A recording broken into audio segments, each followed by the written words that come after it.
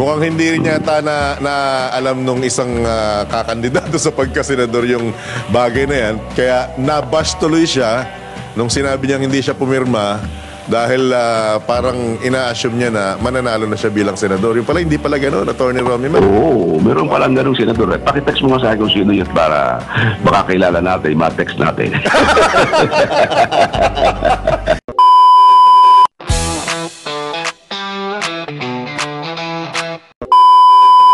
Mga kabalitan, kabalitaktakan, tayo po'y pinalad na makakausap ang isa na rin sa mga suki natin, veteran election lawyer, si Atty. Romulo Macalintal. Atty. Romy Mac, good morning. Johnny Bañez, Jopel Peleño po, DWIC, Aliw Channel 23. Attorney.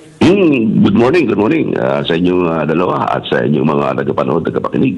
Alright, unang-una sa lahat, saan po patungo ang impeachment na ito laban sa Vice Presidente kung ikaw po ang tatanungin, Atty. Romy Mac?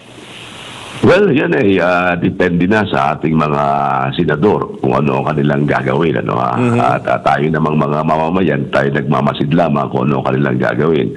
At siyempre, inaasahan natin ang ating mga senador na magiging aktibo sila sa bagay na ito sapagkat this is a very sensitive case, very important ito sa ating bansa.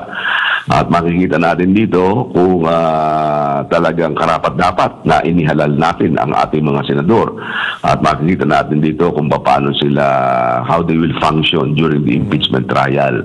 At siyempre, sabi nga, this will now separate the boys from the men. At isa pang controversial na Atty. Romy Mac, kaya talagang pinilit kitang ma-interview ngayong umagang ito, ang akala po namin, ako in particular, kayang Jopel, mga kabalitan, kabalitaktakan, na ganun lang kasimple na kung sino yung mananalong kandidato bilang senador sa susunod na session, election, automatic na silang magiging senator judge. Hindi po pala? Hindi ganun kasi yan kasing impeachment case na yan laban kay Vice Presidente Sara Duterte, dapat aksyonan at tapusin ng kasalukuyang Senado bago matapos ang kasalukuyang 19th Congress. Nasa 19th Congress sila So, hindi po pwedeng tumawid ng gano'n na lamang ang kasong yan sa susunod na Congress at 20th Congress kung saan may mga bago ng mga senador o may mga re-elected Congress. Nang ibig sabihin ay nababago ang komposisyon ng nasabing Senado. Kasi merong mismong provision sa Rules of the Senate, yung Section 21 ng Rules ng Senate, yung Article 4044, na talagang sinasabi nila doon, Section 123 yun, na sinasabi na lahat ng mga nakabimbing mga proceedings o mga bagay-bagay ay nagwawakas pagkatapos ng termino ng bawat kongreso. In other words, sa 19th Congress, tapos sila doon. Tapos lahat yun. Although sa 20th Congress, pwede namang talakayin ng bagong Congress, ng bagong Senado.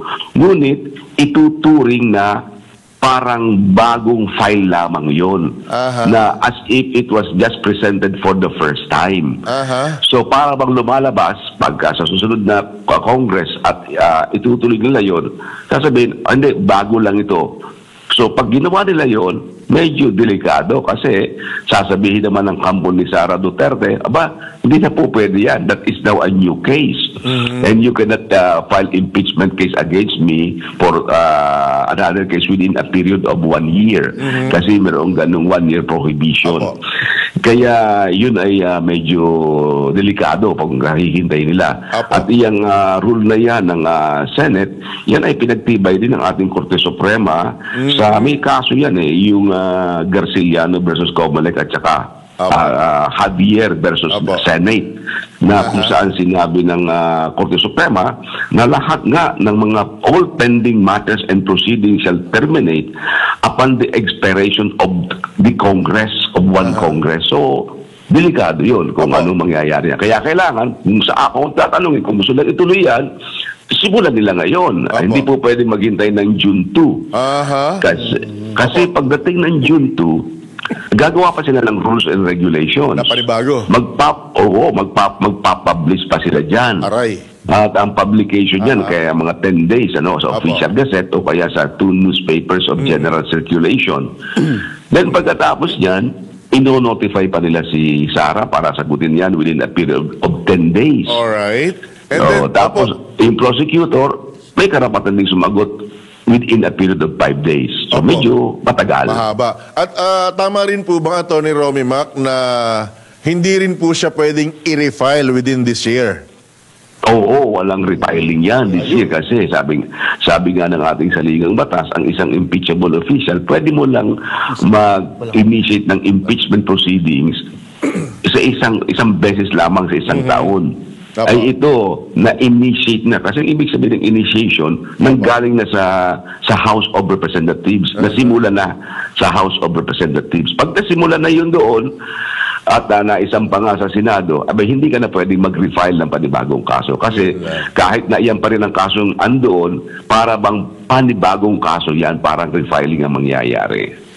Ang mangyayari po, Atty. Romy Mac, mababaliwala, back to zero kung gano'n na mangyayari, kung hindi nila matatapos sa Back Congress to zero yan, no? Babalik sa parang baliwala yan.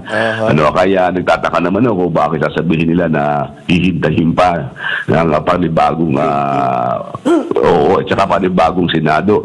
Alam mo, sabi rin ng Korte Suprema, yung mga bagong senador na yan na darating, they are not bound by the acts and deliberations of the old Senate. Ang ibig sabihin, kung halimbawa si Senator A, bagong elect si Senator A, pwede siya mag-object. Aba, wala akong pakialam dyan, kailangan panibago natin talakayin yan. Hindi po pwede yan kasi wala namang kami rito noong mangyari yan eh.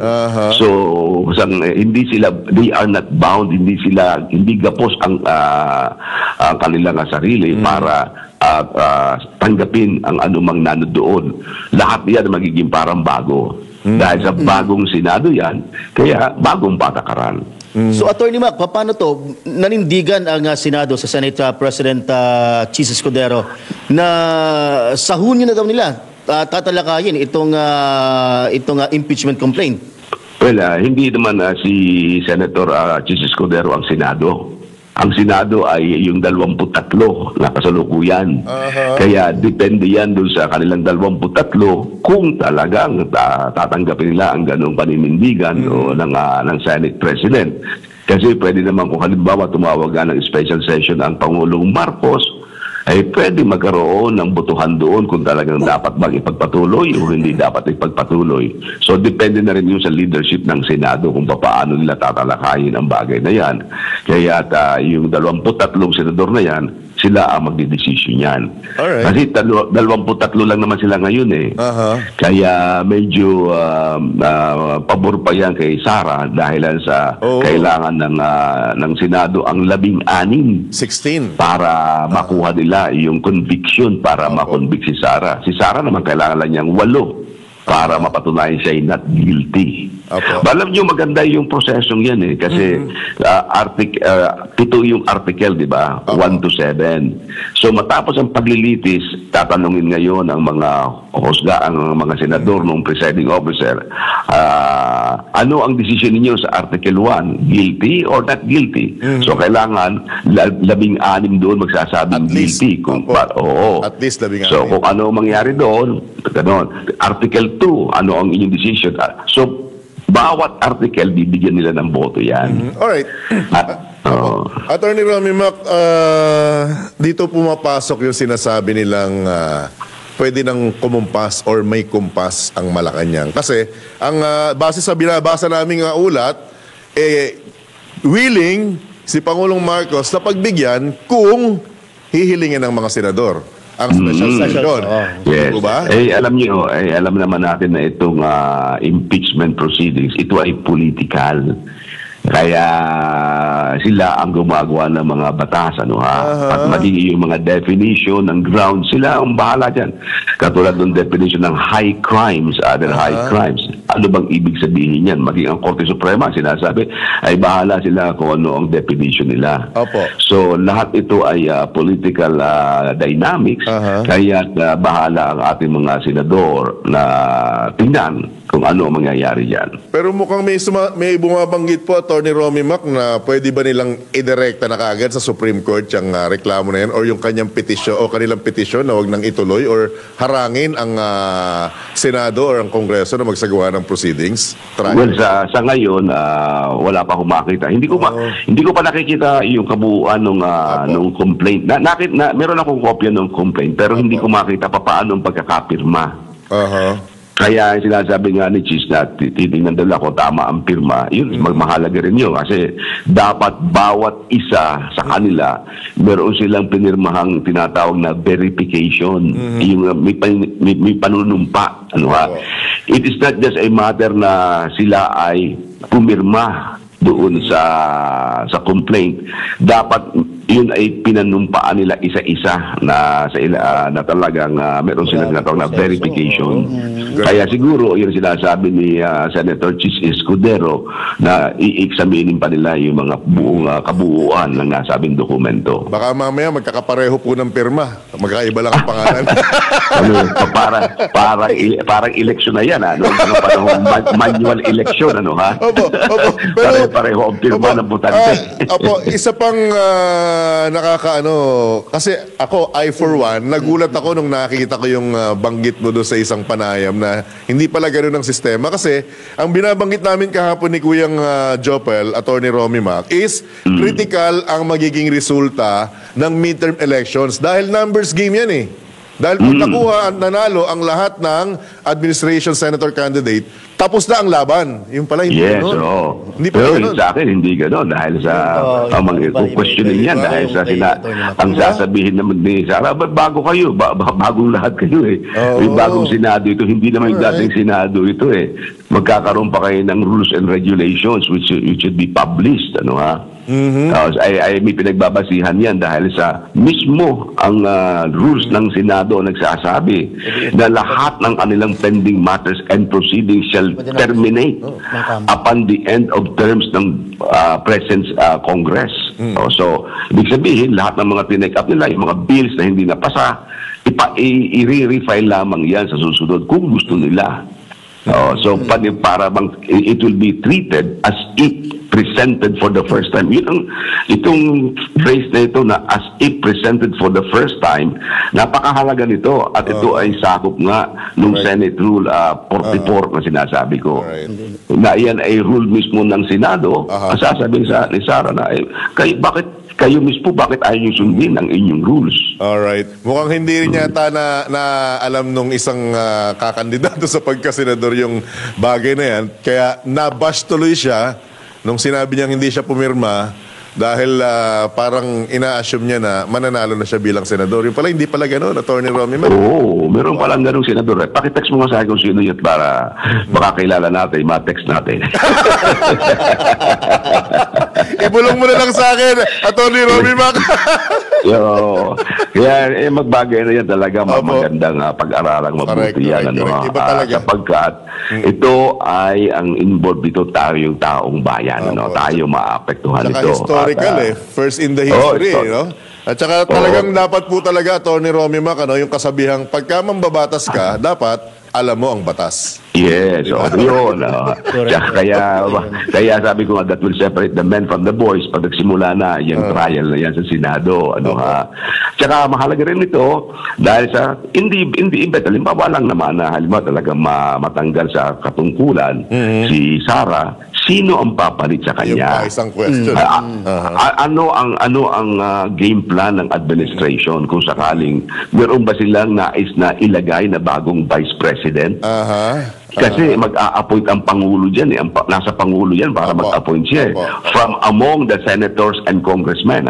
Kung sino yung incumbent senators and congressmen, doon mamimili ang Pangulo. Kasama kaya ito sa consideration noong ginawa ang impeachment proceedings? At dyan, Attorney Romy Mac, dyan na makikita yung kiskisan pag nangyari yan. Yes, tama. Magkakaroon ng labanan dyan. Tsaka, yes, yung tinatawag na, bring me more popcorns!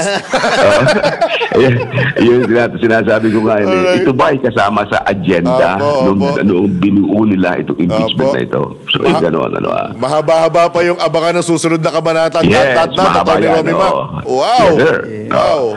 Alright, again, Maninitili pong bukas ang himpilan ng programang ito for updates at umasa kayo, Atty. Romy Mac, na aabalahin pa namin kayo sa mga susunod na araw. Okay lang yan. Saka siyempre, hindi lamang ito. Alam mo naman, eleksyon. Opo. Yan ay ating laging hinihintay yan. Pwede tayo mag-usap tungkol sa bagay na yan. Opo. Salamat sa inyong dalawa. Maraming salamat, sir. Good morning. Thank you. Good morning. Thank you. Opo. Thank you.